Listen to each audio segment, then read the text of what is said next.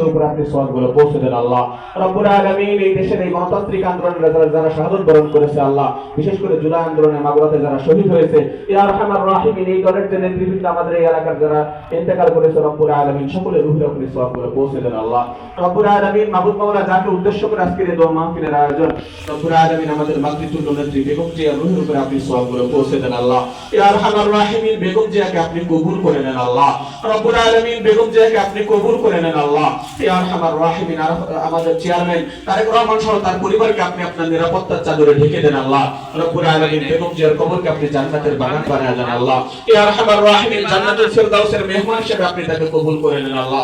ইয়া আরহামার রাহিমিন, জান্নাতের পোশাকের মাধ্যমে আপনি কি সম্মানের মর্যাদা দান করেন আল্লাহ রব্বুল আলামিন। তারেক রহমান আমাদের মনোভাবের উপরে যেই আমানত দিয়েছে, সেই আমানত জন্য আমরা যথাযথভাবে তার কাছে পৌঁছে দিতে পারি রব্বুল আলামিন। আমাদেরকে ঐক্যবদ্ধভাবে সেভাবে তুলবার তৌফিক আপনি দান করেন আল্লাহ।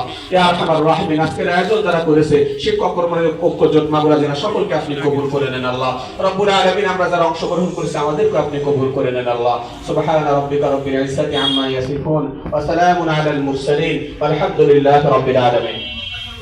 আপনারা আমাদের যে নেত্রী আজকে কবরবাসী হয়েছেন, যার আত্মার জন্য আমরা মাগফিরাত কামনা করছি, সেই নেত্রীর যে আহ্বান, ঐক্যবদ্ধ সকল গণতান্ত্রিক শক্তির ঐক্যবদ্ধতা চেয়েছেন, বারবার যুদ্ধ করেছেন, পথে নেমেছেন, জয়ী হয়েছেন, কখনো কারাগারে নিক্ষিপ্ত হয়েছেন, কখনো বাড়ি থেকে উচ্ছেদ হয়েছেন, কিন্তু কখনো গণতন্ত্র এবং এই সকল মানুষের অধিকার থেকে উনি একটু দূরে সরে যাননি।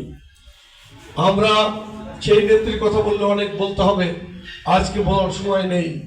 আমরা যে মহান স্বাধীনতার ঘোষক শহীদ রাষ্ট্রপতি জিয়া রহমান, যিনি আমাদের দলকে প্রতিষ্ঠিত করেছেন, সেই মহান স্বাধীনতার ঘোষক পরপারে রয়েছেন তাদের সন্তান জনাব আরাফাত রহমান কোকো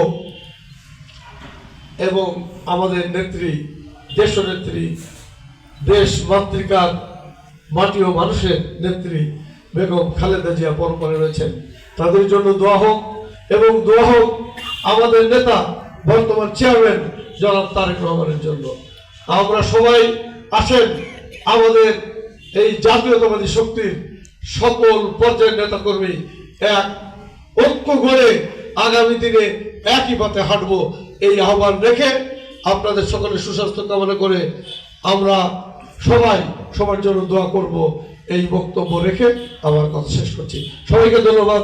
বাংলাদেশ জিন্দাবাদ, শহীদ জিয়া অমর হোক, খালেদা জিয়া অমর হোক, তারেক রহমান জিন্দাবাদ।